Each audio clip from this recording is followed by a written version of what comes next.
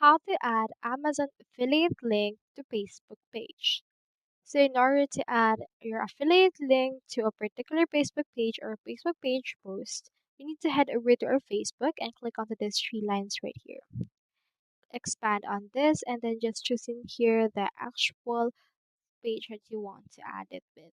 I'll add it into this page. Now this will switch into that. And once we have done that, you can either create a reel or create a story. I'll click onto this what's on your mind and I'll input right here the link. Now in this part, you can also input right here that you can buy this product if you want. So from in there, you can just create a promotion post on your actual product page. And after that, click onto this next option right here in order to post this into your page. So that's how you add Amazon affiliate link to Facebook page. I hope this video helped you out, and if it did, feel free to like and subscribe. It really helps support the channel. And if you got a question, just drop it in the comments.